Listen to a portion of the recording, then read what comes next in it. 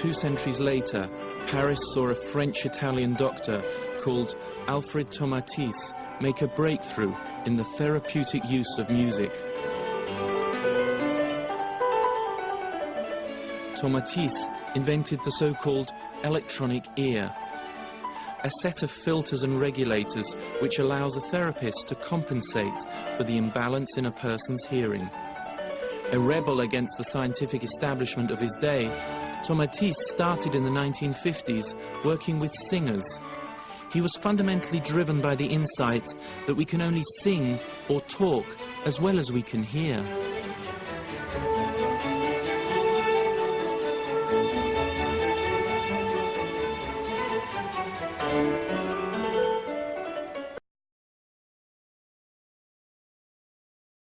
The most famous patient was the French film legend Gérard Depardieu, who nicknamed Tomatis Dr. Mozart in his autobiography. Depardieu was about 17 when he came to us. He had no means of fulfilling his huge potential.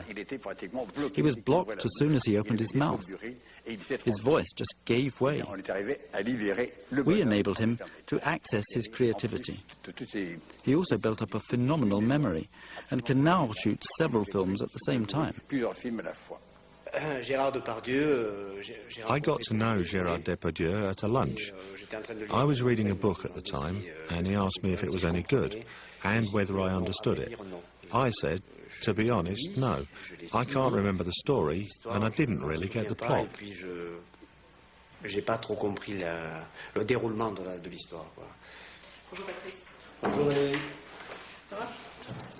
Valérie Drouot is an ex-opera singer who came to Tomatis for help. She is now following in Dr. Mozart's footsteps as the director of one of the 3 Tomatis institutes in Paris. Her clients include singers, actors, and people wanting to improve their ear for foreign languages. For Patrice, at least, a course of 10 two-hour sessions has already produced results.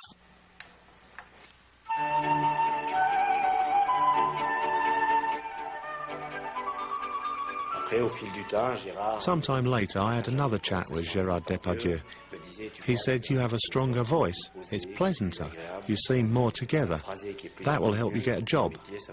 Every day I made more progress. Every time I rang him up, I said, Gérard, I've got it. I've understood. I understood the book and the plot. Now I've got a better memory, and I enjoy life more.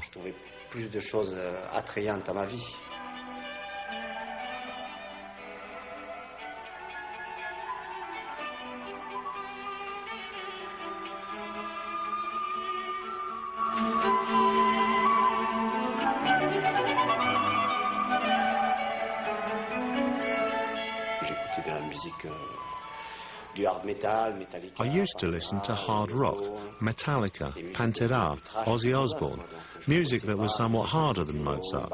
I didn't know anything much about classical music.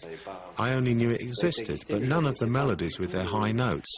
I only knew the low notes. By the way, I did a hearing test at the time, and they found out that I only used to be able to hear deep tones.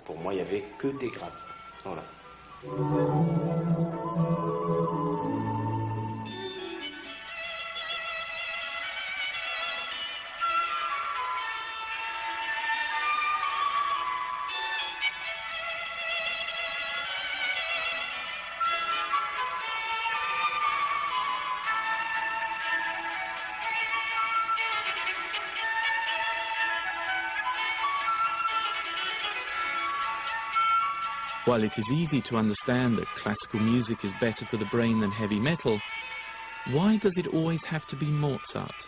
Pourquoi Mozart? Mozart's music is very rich in high notes. In order to balance out your own voice, you have to hear the high notes. The high notes contain the energy that the brain needs to be recharged.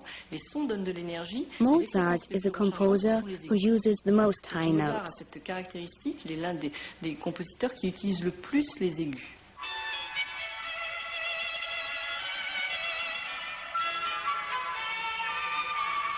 Joachim Kunze is a conductor from Hamburg who studied under Tomatis. His aim is to get professional musicians to play Mozart better.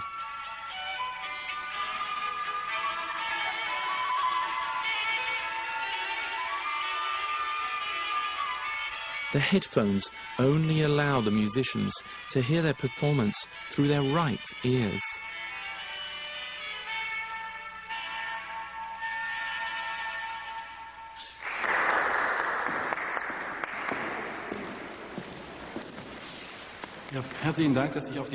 Thank you very much. What was different for you? Yes, it was a new sound experience.